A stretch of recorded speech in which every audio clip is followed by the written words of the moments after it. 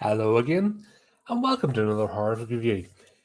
Well, tonight, I suppose last night makes more sense. It was time for a bit of fun. I've been watching quite a few things with sort of heavier tones, if that makes sense, and drama. So I thought it was time for a bit of dumb fun, just have a laugh, bit of horror, bit of ass kicking, and of course, the wonderful Nicolas Cage. And this is another one I've been holding off for a while, but Willy's Wonderland. Yeah, it's exactly what it says in the tin and the trailers, etc., etc. This is just fun movie. What can I say? Had a lot of fun watching this. If you can't tell already, yeah. So we'll start off. Uh, Nicolas Cage's character is just a drifter. It's got the Pale Rider vibe to it. You know, the nameless, doesn't talk stranger. In this case, he's not on horseback. He's in a what is one of them things, a Cavallero or something. One of them American muscle car things. Anyway, lots of noise. Um, Taking about 3 liters of petrol a minute. I can't say a word because I had a BMW 7 Series, and all I was doing was like flipping 2.4 liter engine. So I know what that's like. Think you have a tiny bit and comes it. I just like comfortable. It had, what can I say? It had heated reclining seats and stuff, and the pimp. It actually had its own phone. Yeah, I get it. I've been there, done that. I just don't get it when you're over 30, still driving about them type of cars. That's a thing for your 20s, but hey ho, who am I to judge? Live how you live.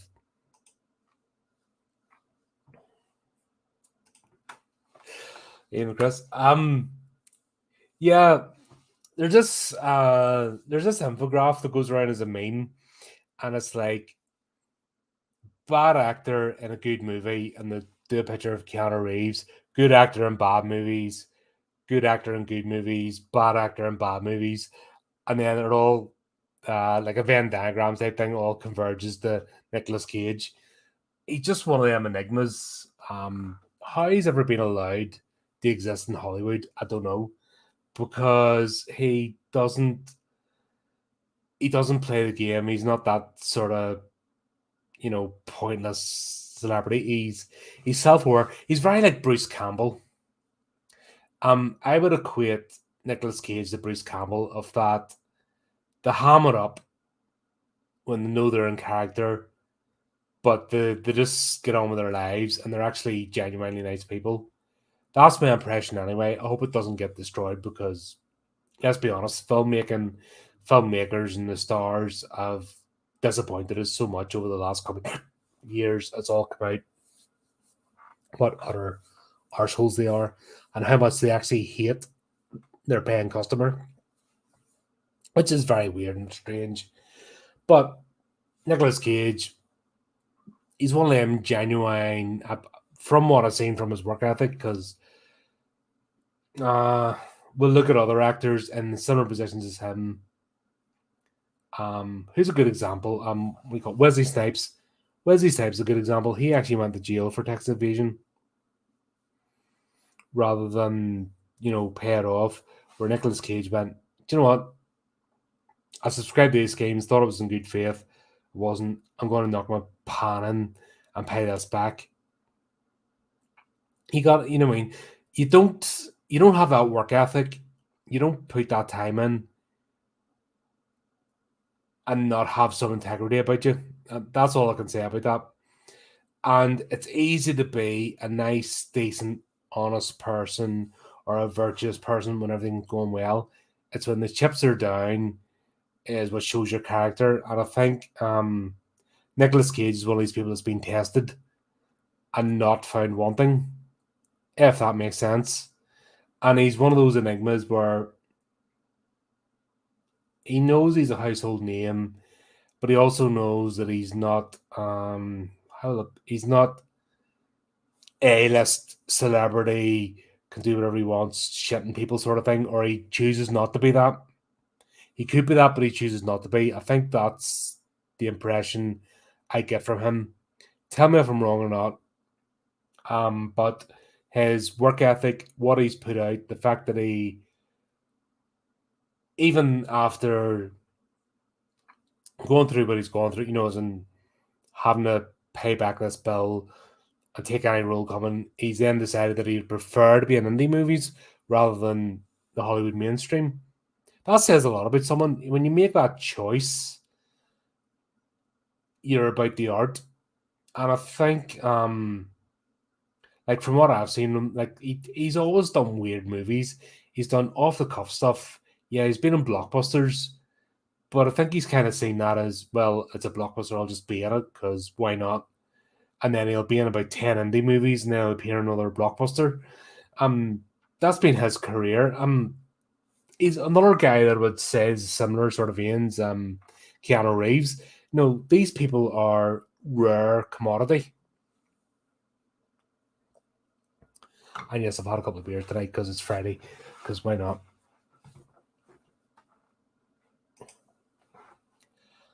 Yes, he's an entertainer. I think a lot of people in Hollywood in particular, that's why this channel, for example, is a major proponent for independent creators. There are some people that just genuinely want to entertain. Like I love speaking to you guys. If I can give you a bit of a laugh and nod your head and stuff and talk about movies so you don't have to, sort of thing, I'm happy. I genuinely enjoy it. It's not about fame or fortune or my head, and I don't want my head in billboards and that kind of nonsense. I just want the actual engagement, if that makes sense. And I think, particularly in the movie industry, there's so few people like that. Hollywood is just, I've said before, it's a fast food factory. It's the corporate conglomerate. You can bluff your way there if you say the right words to the right people and smooth your way up. It's not about talent.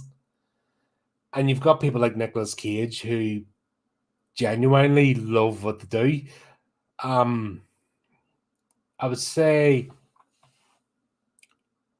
Morgan Freeman, Michael Caine, Gary Oldman. Who else? Tom Hardy. There's people like that who genuinely love getting on stage, performing the part. I think the audience thing is just a secondary bonus. It comes with it, which allows them to do what they do. And we'll see those people, and they're the tip of the pyramid. But the problem is that just below the tip of the pyramid, you've all this dross. Like the standard has fallen so much that we really don't expect much from an actor or a performer or from the movie industry. A movie like this was just made for the sheer love. I genuinely believe it was made for the sheer love of, here's a crazy idea. We want to play this out. Who's man enough to do it? And Nicolas Cage jumps in. He actually apparently had dialogue during this movie, and he decided, do you know what? Let's not do that. Let me try and perform. Let me try and perform my character and give over the emotional expressions without speaking. And the director's like, fair enough, go for it. Here's somebody who makes it harder for themselves because they want to express and they want it to be an exercise and, trying to see how talented they are. And that's fair enough. You don't see that. Like most people are just chasing a payday. I'll not lie, my 9 to 5 job, I'm just chasing the payday. I have no emotional investment in what I do. Now, I have integrity, as in I want to do an honest day's work, but I have no emotional investment in it. I'll do what's needed as long as I'm not hassled just to get the day in. This sort of stuff is my passion. This is where I enjoy, putting the time and the effort into creating stuff. Yeah, it's not quite a tangent. I'm just trying to explain the movie and why someone like Nicolas Cage gets involved, not just from a Because we can lump a lot of these movies into, oh, his tax problem. Let's be honest. We can say, oh, we only did this movie because he had a tax problem, he had to work. But I don't think he's that shallow.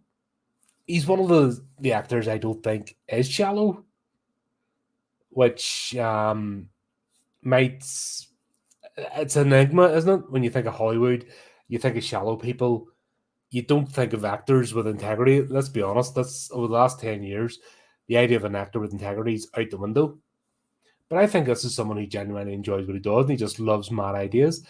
And he's done it his whole career, so it's not like it's anything different. He's not done anything different now. He's just done more of it. But he's always done mad movies. He's done out of their movies as well as the mainstream sort of stuff. And I honestly think that he uses the mainstream stuff to pay his bills. And movies like this are his passion.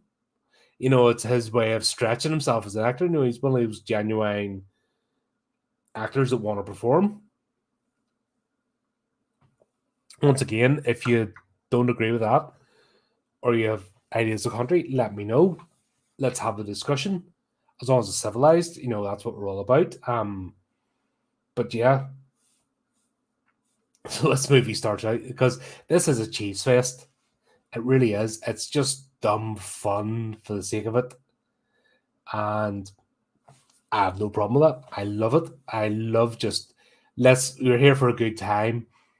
I'm taking an hour and a half of your life just to try and cheer you up and entertain you. I'm all down with that. Why not? Because that's the whole point of entertainment. Yes, we talked last night about social commentaries. Yes, a movie can have a message. A movie can try and discuss the human condition. That's all fine too. But sometimes you just need to escape. Sometimes you need to get out of your head. Sometimes you need to just go, do you know what? I'm going to have a laugh. I'm going to sit down for an hour and a half and I'm going to forget the world for that time. And I'm going to go into this bonkers universe that makes absolutely no logical sense. But we're going to go there for a while and just enjoy the ride. And I'm happy enough for that. And this is what we start off with. Nicolas Cage driving I think it's a Camaro. Correct me if I'm wrong, but I'm going to go with Camaro for the rest of this review because that's the shape of the car and stuff that I've got in my head. It's an American muscle car anyway, so one of them types. But he's driving along the motorway, Bannon Road. He's planning to drive through this town. Then he hits a bunch, a set of caltrops that are across the road. Bursts his tires. Go on, we called them the Stinger back in the day. Threw him in front of you suspected terrorists, so you chucked it across the road and did all that kind of stuff. But yeah, he tires get blown up. We'll cut to the next scene where the tow truck's coming in, and the guy saying the kids nicked the caltrops, and now he appears to have found them. Blah blah blah blah. And we know immediately something suspicious because he's like, well, I can't fix your, or sorry, what was it? Cash only. Can only fix your car for cash. Oh dear, the ATM doesn't work. Oh dear, you can't pay. How do you want to work off your debt? Now, the mechanic hasn't fixed the car yet. So how he wants to work off a debt for a car he hasn't fixed yet is weird. But that's setting up the premise of this movie. So basically, he's been lured in. And then he's told, I know just the guy. He rings up. Also, I'm partial to a cigar now and again. What I don't get are these cigar smokers with things like halfway down your throat. What the hell's that about? And it's almost like an oral fixation as opposed to actually smoking a cigar. Like, to me, if you're smoking a cigar, you're not smoking it in your car. You're not smoking it going about the place. You're taking time. You're enjoying something, especially in the UK, you're talking £100 a cigar for a half decent one. The taxes here are that ridiculous. Um, I got spoiled when I lived over in America with cheaper cigars. Let's just say that you can get decent quality for like half the price. I kind of got spoiled, and now I'm back here. I'm like, fuck, that's ridiculously expensive. And um, I showed my mates a sampler pack where in America you get a box for what I paid for it, and they laughed at me. I'm just like, that's the way it is. Um, but yeah, this whole thing of having a cigar in your mouth that you're chewing on it, it's weird. I don't get it, and it's not even lit. Like they're walking about with these cigars and they're not lit, and they're just chewing on them, and that's going to get soggy and horrible, and the draw is going to be awful. And I just, yeah. Anyway, that's an indicator, by the way, you're dealing with morons. So if you see people like that out of town, get the hell out because you're not dealing with like the best, the brightest anyway. Sorry, just by um, thoughts on that. Pretty much same as people wearing headdress indoors. But yeah, so they're all like, yes, you can work this off. Just spend overnight in this abandoned Willy's Wonderland eatery type thing. Amusement sort of slash amusement park slash eatery. Yeah, or amusement. I don't know what exactly it is. Because it's not an amusement park. There's not enough in it. It's not quite a fast food restaurant, and it's also not quite whatever else is trying to be. It's supposed to be a thing for birthday parties and stuff, but yeah, whatever. But the whole thing of, oh, by the way, we have set everything up that you are now trapped here. Um, spend the night here and your debts are paid. Like that's got to be warning signals.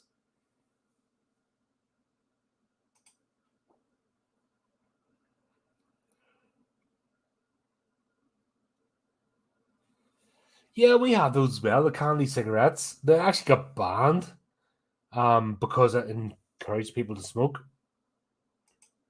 I think it's the intentionality and stuff. Like, oh no, you're encouraging deviant behavior.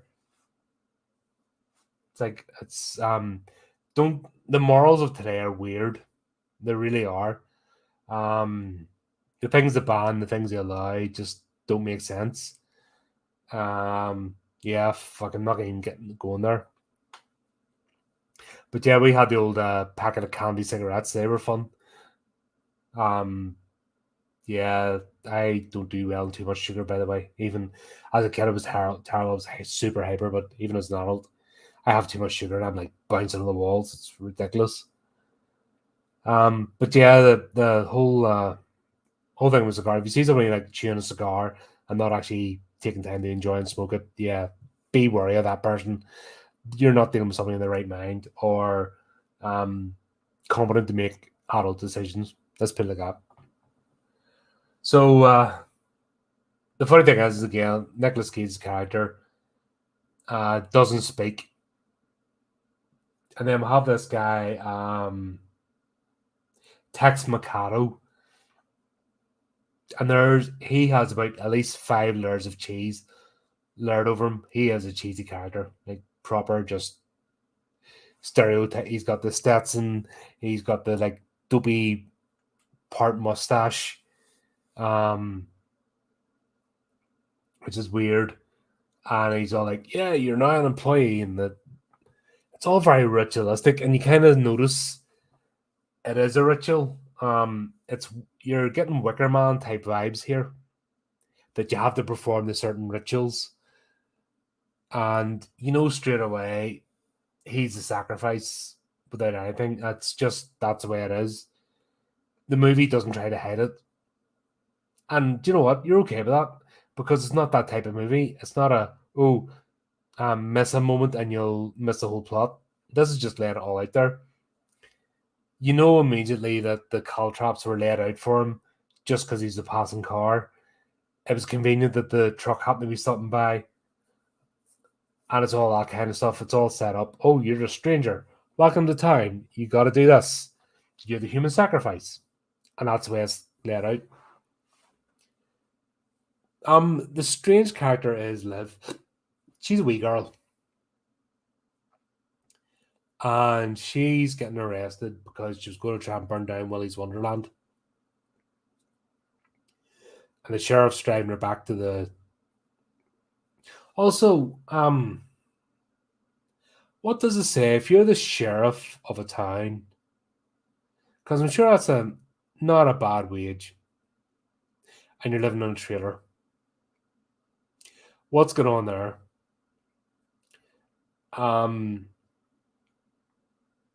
It's a strange thing. So she lives in a trailer with her daughter, which we think is what it is, and Liz was about to burn the place down. Sheriff handcuffs her to the radiator because that's okay. Handcuffing a kid to a radiator, if you're the law enforcement of the town, is perfectly fine. Apparently, that's an acceptable punishment. That's fine. So nothing dodgy going on there, not at all. No. We'll not worry about that. We'll just accept it as part of the plot. But yeah, and then we'll see the janitor, because Nicolas Cage's character doesn't have a name. He's just the character because he doesn't speak the entire way through this movie. And we'll see him actually, cleaning the place, because that's what he's told. If he cleaned the place, his car would be done for him next day, and that would be payment. And he actually goes about the task. Here's the weird thing throughout it. He has this type of fizzy pop and cans, and he had them in a sandbag, and he puts them all in the fridge, and he sets his timer because it told him to take plenty of breaks. Now you get the impression that there's some supernatural thing going on here, and I know it's weird, but you almost think that he has to drink the cans of pop on a regular basis to stay alive or to maintain his superpowers or something. Honestly, as the movie goes on, you think that's what it is.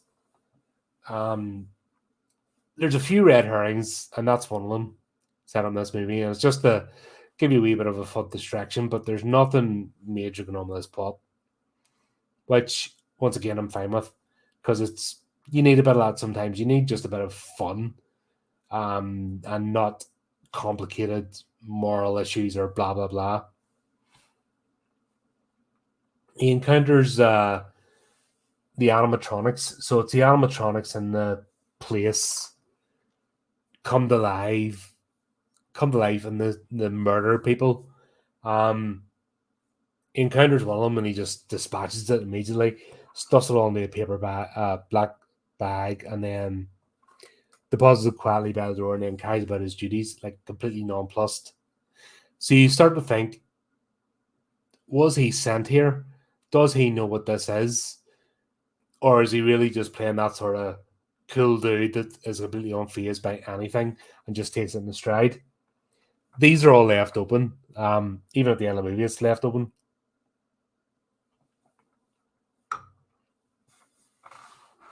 We jump back to Liv. She's chained to the radiator and her friends appear. Now, this is a bit of the movie that doesn't sit well with me. Just because I know it's displaying logic, but you've basically got inner city kids because they look and they dress and they're diverse, all that kind of stuff, in a hick town. Sorry, but that makes no sense. This is Hollywood just thinking everybody's LA. Let's be honest. This is where Hollywood don't understand that there is a good chance of interbreeding in these towns, and fresh DNA is only brought in every 10 years. And I come from a small country, so I can make those comments and understand completely. There is every chance there's interbreeding. So to have all this diverse cast of young people and them all talking like from their city streets, that was just lazy. When you've got everyone else talking with a particular accent, but these kids are just, one's a gangster hood rat, another's fucking something else and something else. And you're like, really? Could you not have made a wee bit of an effort to have everybody be the same because they're locale? and bring across the idea it's an isolated town. Was that so hard? Um, yeah, it was just a bit annoying because absolutely no need. I'm all for when there needs to be, not needs to be, when there's the opportunity, let's put it like that. If a story allows for a multitude of people, go for it. But when you're telling a story about a specific place and you want to, for example, talk about the isolation and the fact that a stranger comes in as something new, um, you need to portray that. And that's what kind of takes you away from the story. This generic, everything is South LA, and that's the entire world. It's quite annoying. Hopefully, we're coming to the end of it. I think they're finally swinging on that people don't want to see that nonsense. That it's actually not helping any cause. It's disingenuous and it's just pointless. It's not really achieving anything. I think we're finally coming to the end, the tail ends of this kind of stupid nonsense in movies because they're understanding they don't put bums in seats. People just don't care. Not achieving anything. Now, am I proposing anything? No. As I said, if the opportunity's there, if the story makes sense, have the entire world part of it. Go for it. How about we actually investigate other cultures and tell stories from their perspective and actually tell well-rounded stories? Just a mad idea. And then let's have a proper diverse storytelling experience, which once again I will say horror is the only genre that does that. Fantasy sticks to medieval Europe and then they try to import other people. They don't go to other cultures. Sci-fi is just the world's coming to an end. It's generic shite. Action movies are pointless. Rom-coms are, horror actually, they will go to the top of a Tibetan mountain to find that artifact and experience those people. I'm talking about obviously the Abominable Snowman, 1954. They will go to the deepest, darkest jungles and look for the tribe that's never encountered other forms of humanity. That is horror. Horror looks for the outsider. It looks for the alternative tribe. It looks for any aspect of storytelling that we haven't experienced it because we are that sort of people. We want the new buzz. It's almost like looking for the new drug. It's like, oh, hold on, what's that myth? What's that demon we haven't encountered yet? What's the story behind that demon? What are the rules there? And then we get all excited. That's always been horror. And it's just funny that the the mainstream of Hollywood won't embrace that curiosity. If they did, they would have all the diversity they wanted. They really would. And well, if it's done in the horror context, we would lap it up because we've always been like that. From cinema was created, from books were created. We have traveled the world in search of horrific encounters with demons of every culture, and that's just the way it is. And I just think it's funny that they're like, oh, this is a brand new concept. Like, nah, piss off. But anyway, rant over for the moment. Emily and her buddies, like I said, this weird, diverse inner city cast that don't fit in this small town. Whatever. They're meat bags anyway. They're like it's cannon fodder for the slasher genre. That's what they are. They all the free her and it's like, oh, we gotta go burn down the place. They go to do it and then realize he's in there and like, oh, we gotta rescue him. Now, this is a tiny place. And I remember seeing a meme about the if aliens invaded Earth, they'd know something about like every building has crawlable air conditioning vents that everybody can get through. Because Emily straight away starts crawling through the air vents of this tiny restaurant slash birthday party place has massive air vents that a human can crawl through and not fall through the floor. So she sneaks in, and everyone else, she tries to sneak in, and then the crocodile one like chases her through the vents. So this thing's big enough to hold, or strong enough to hold 2 people. And then she falls in and becomes part of the plot. And then the rest of them jump up on the roof because she's got a simp boyfriend. Because of course, that's perfectly fine. So there's a guy that holds the torch for her, and she has no idea. I hate that trope. I do. I have to say, I hate that trope where someone holds a candle for someone else. The other person is supposedly blissfully unawares, but everybody else within a 10-mile radius knows it. Like, come on. That is pure evil. If you know somebody holds a candle to you, and if you don't have the guts to have that conversation with them and let them down gently, if if the feelings are almost crowded, let them down gently.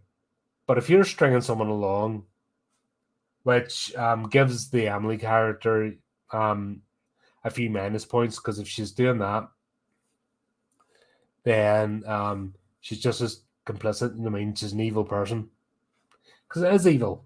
Let's be honest. If you're playing with someone's emotions willingly, I know you can say it's their stupidity, etc. But if you're genuinely just playing with someone because you can, what the hell's wrong with you? Are you really that talentless you can't make it on your own? Sorry, I'm very silly fuzzical tonight for some reason. I think because there's not much plot to this movie, I'm just trying to fill in blanks, because honestly, it's a standard action flick, but in the horror genre.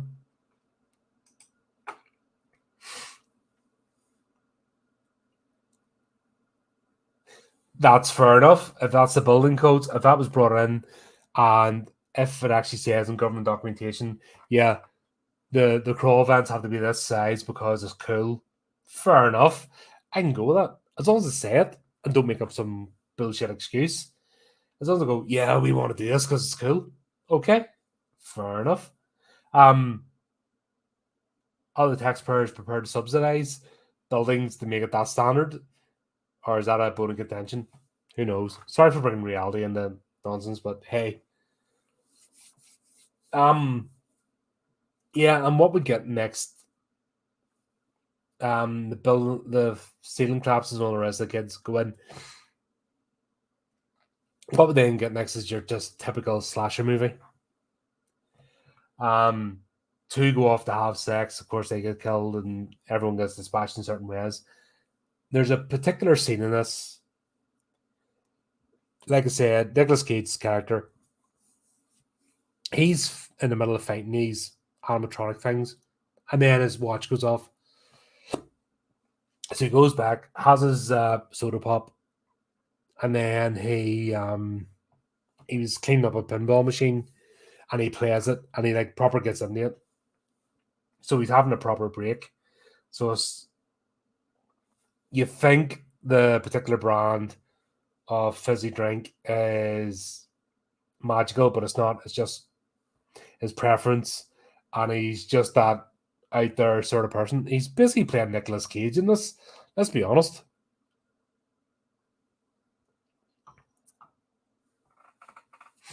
Yeah, but there's this particular scene. We'll go off against one of the animatronics, and Emily and him are together. His watch goes off, so he just hands her the knife because he's like, "It's my break time," and he leaves her to it, and he fucks off and leaves her. And I'm just like, "This is brilliant. This is proper bonkers mental stuff." Chris, I'm guessing you're mean to say we'll pray for Bruce Willis, and I think you're talking about Bruce Willis in his current condition. For those that aren't familiar, Bruce Willis was, well, it's a wee bit ago now, but he was diagnosed with dementia, and he's actually suffering from that. And yeah, that's not good for anyone to be going through that.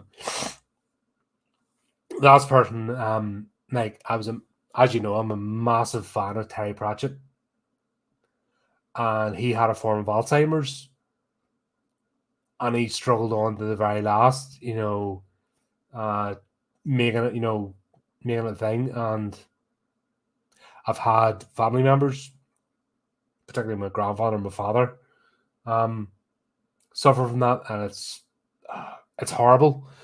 It's horrible to watch someone that you knew and, especially as a child, relied upon, then become a stranger. I don't envy his family. I'll put that out there. I really don't envy his family having to watch the deterioration and then enjoy the brief moments of levity as the condition progresses. I don't want to be a downer obviously in the stream, but it's brought up and we mentioned them, so it's only right that we talk about it. Yeah, I wouldn't wish that on anybody. Now, there's people I utterly despise in the world, but I'd rather just get wiped off the face of the earth. The reason I wouldn't wish dementia is because it's not the toll on that person, it's a toll on those around them. And I don't think it's fair. Guess that's the price of love, I suppose. You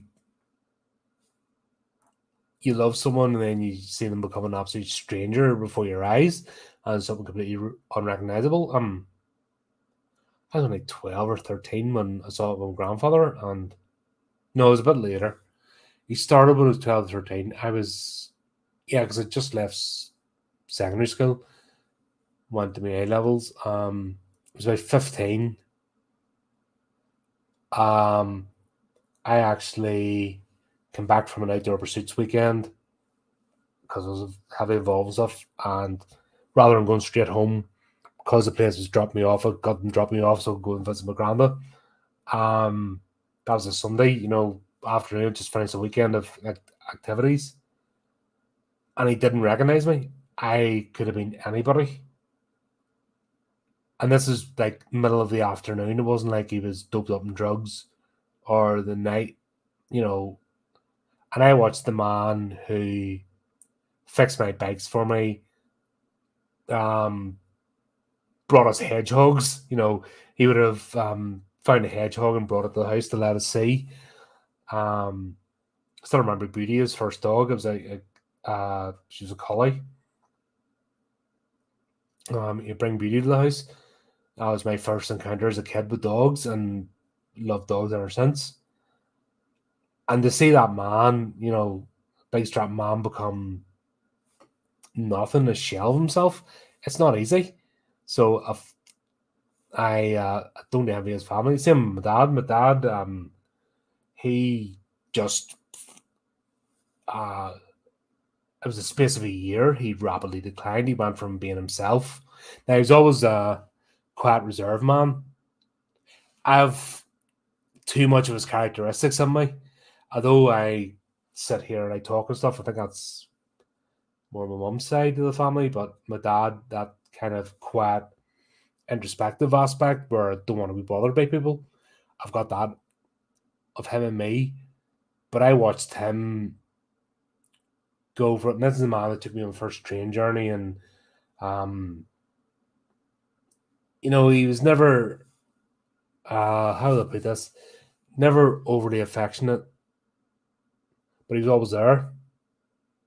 And I watched him in the period of a year disintegrate and was treating to himself. And that's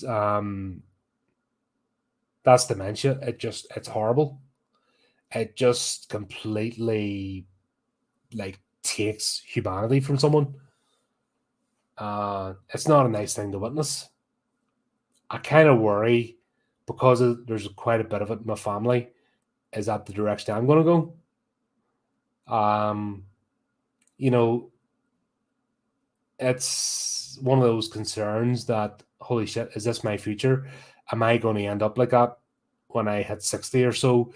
Am I going to be that is it going to just happen like that and I lose my faculties? It's always been a fear of myself. I'm a strongly independent person. And the funny thing is, a lot of my family, they've got that trait, the strongly independent. Actually, funny enough, the women's side of the family, I know I'm going off on tangent here, but yeah, we've brought it up. So, like my grandmother, my great aunt Nancy, like later in my life, the minute they thought they were going to lose their independence, they just gave up.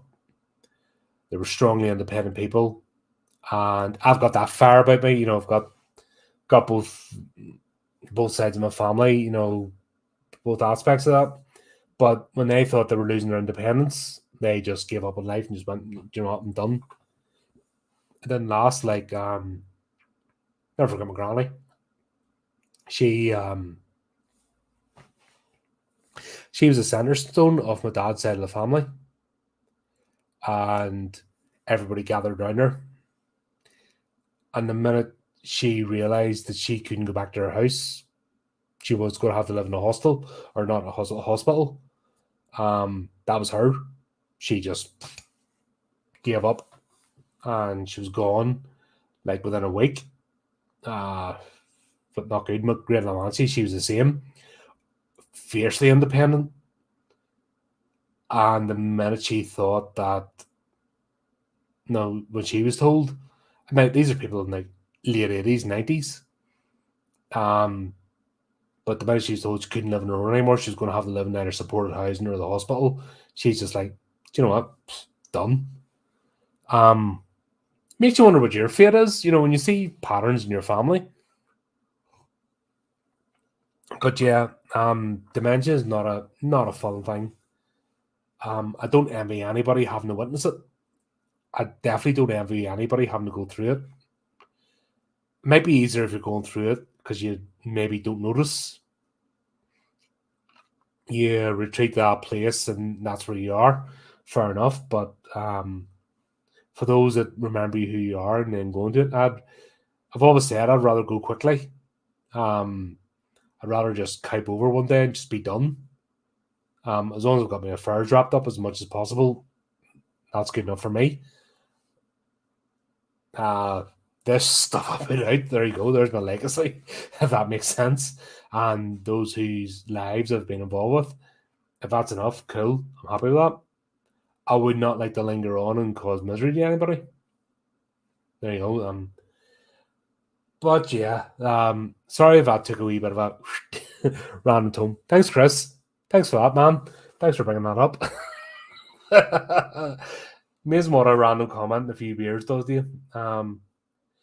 But yeah, we'll see this movie. Nicolas Cage is just, he's dispatching these creatures with such ease. You kind of wonder why the rest of the village, like the sheriff and the rest of them, couldn't have done this. And it turns out we'll get the backstory that they actually made a deal that the owners of Willy's Wonderland were Willy himself and his followers were part of a satanic cult, and they were sacrificing their guests, if that makes sense. They went to the special party room, and that's where they were sacrificed for their longevity. And then when it was a bit like Waco, you know, the setup like Waco, that when the town realized what was going on, they decided to storm the place, that they gave up their own lives as part of a ritual. Sorry, great. They gave up their lives and put their essences into the animatronic figures they were on about.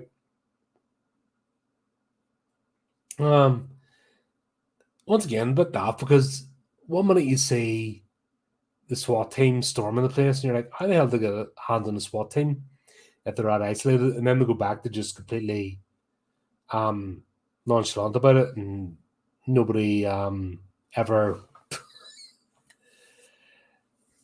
nobody ever like mentioned it or people go missing, and then in the garage where Cage's character's car's getting fixed, you see all these posters of missing people. So if they're complicit in the missing people, why would you have the posters up, drawing attention to it? You wouldn't show that stuff. So there you go. But yeah, this movie just kind of goes on. It just becomes an action flick. The horror aspect of it, like, dissolves, and it just becomes an arse kissing session or kicking session. All the kids, bar one, get wiped out. Apart from Emily, she holds her own, sort of thing. Now here's the bit that I really find strange. They show Emily's backstory, and when she's a kid, it turns out that they brought her parents in. Their parents got wiped out. I think they were mixed race. One was white, one was black. But when she's found as a kid by the sheriff, she's black. She's a black kid. When we see her as a teenage person, she is almost Latino, which is weird. She's like completely different. Now you would think Dominican, right? Yeah. So they have a black kid in the flashbacks,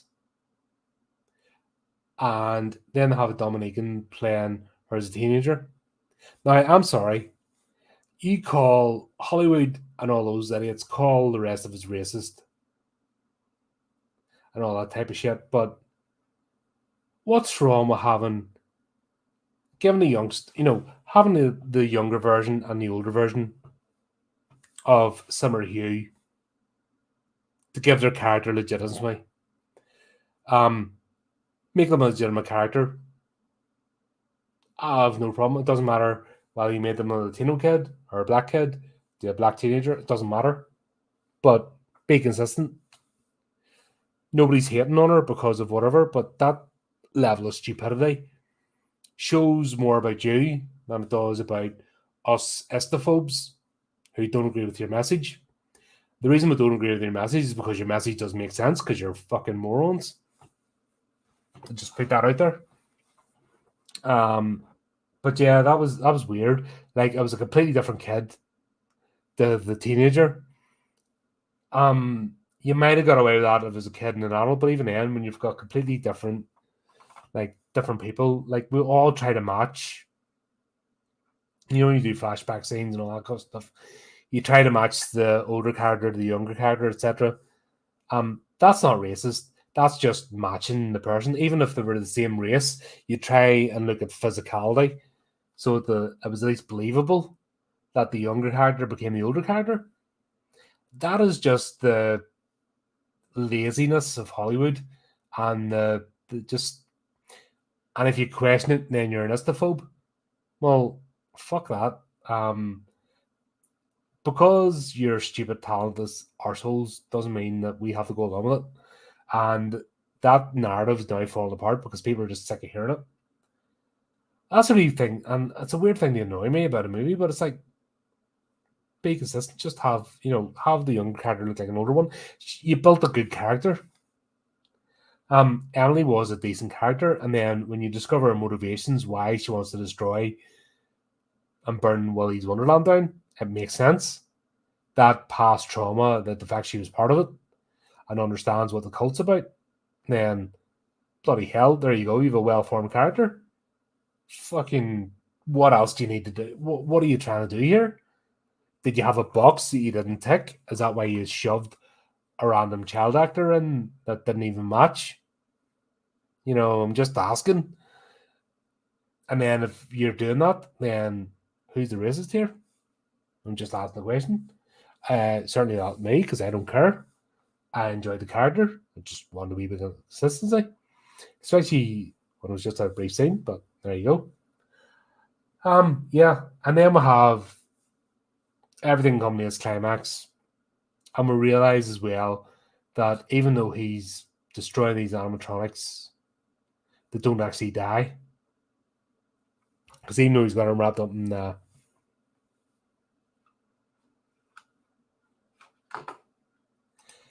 yeah, because box checking, it's not it's not diversity. I'm sick of that. Like, I hear the unholy trinity of woke, diversity, inclusion, and what's the other one? Inclusion, diversity, and something else. It's actually more racist than you could meet a KKK person and they'd be less racist than a woke person, and that's my genuine thought. Just saying you have to be in here because you need our support because you're lesser and you can't get on your own unless we put you in here. That's really fucking disingenuous. That is really patronizing. I would personally, if somebody said, right, we need an ulcer man, we need a bald, fat ulcer man in here because we haven't ticked that bald, fat ulcer man box, I'd be annoyed. I'm like, fuck you, find another one. I'm not being in your movie, you dickhead. If you don't appreciate me for who I am, then piss off. And that should be the same for anybody. If somebody's putting you in unless you're really empty as a person and effectively no self-esteem or self-worth, well, you let anybody do anything to you anyway. But if somebody's telling you, right, I'm putting you in this project or I'm giving you this position because you tick this box, and you're like, but what about my previous script? Now, it doesn't matter. You're in here because we need that box ticked. Why would you take the job? You'd be like, fuck off. It doesn't matter about, I've turned down, there's a reason I'm not rich. I have turned down loads of opportunities and left loads of opportunities because I can't be arsed with the nonsense. I want quality of life opposed to shiny things. Shiny things are nice. But if it takes me 10 years to get the shiny thing I actually want, I'll spend 10 years saving up for it. If my mental health and me having a fulfilled existence is the priority over earning lots of money, I'll take that. That's just the way I built, and I encourage those. It's all about balance at the same. Make sure you have a stable life, a roof over your head, and your basics. But if you're sacrificing your integrity and your identity as a person just to tick someone else's box and being put in somewhere, I'd question yourself. Just saying, it's not worth it. It's not worth it in the long run. You're worth more than that. I would say that to anybody, you're worth more than just being somebody's fucking diversity here. Don't. And it says more about the arsehole that's hiring you than you. Hold out and don't be part of the problem. Just step out, because all you're doing is you're just getting the irk and air of people where you wouldn't have had before because it's been rubbed in your face. Fucking don't play the game. If you've got the opportunity, if you're desperate and you've got a goal, fair enough, go for it. But if you don't have to play that game, don't. You're worth more. You're better than that. You're better than just being a freaking wee tick in a stupid box for some idiot who has no talent or ability whatsoever. But there you go. That's another one. Freaking hell. This is a dopey action movie, and it's become deeper. This review's become deeper than some of the philosophical movies I've watched. Well, there you go. That's the way the cookie crumbles, eh? But yeah, we'll have it all come to a head. Nicolas Cage's character, the janitor, he finishes up. He steps out. They weren't expecting him to finish up. Does it? He gets his car back. The two that set him up step in the road car, and one of the animatronics jumps up in the back seat, which he knew was going to happen. He They do the nodding thing. Him and Liv do the nodding thing, and Liv decides, well, I've nothing here anymore. I'm going with him. And she jumps in the car with him. And then we see the scene. This is the passing the torch scene where he's about to take a drink out of his soda pop thing, but instead he hands it to her. And then she becomes whatever the hell it is. Now, it was never explained. Was he an operative? Was he something supernatural? Because that's kind of hint. I'm talking about Pale Rider here, Clint Eastwood, where he's actually a revenant. Was Nicolas Cage that? Was he just a drifter with exceptional talents? We don't know. But we then see a partnership form as they drive away from the town. And then one of the animatronics is like, ugh, and then they knock it over. So these things don't die. So the curse of the town continues. They've left it. Now, was the whole point of the story for him to come in and rescue her? Was the point of the story for him to end the curse if the townspeople hadn't tried to put him back in? Because you're seeing when they put him back in for leaving, even though they saw that he was actually dispatching these horrible entities. There's a bit of a moral. It's weird, but there's actually a bit of a moral question in the story, and it's a dumb action flick. Go figure. I really encourage you to watch it yourselves if you haven't. Look beyond the sort of action scenes and the hamminess which is put out there. There's a wee bit of a deeper message in here. But there you go.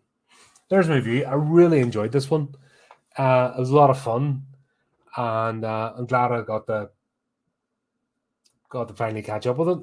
This is another one that didn't appear or didn't get released at the same time as anything else and all that kind of nonsense. So sorry if I'm late to the party, but in the end, it doesn't matter. If a movie's good, it doesn't matter when it's released, and when you watch it, it'll still be good. I've noticed with a lot of movies as well, there's a lot of hype when they're first released, and obviously when the studios are pushing their narrative and they want to sell the thing, and people get excited, and then 6 months later, the movie's completely forgotten.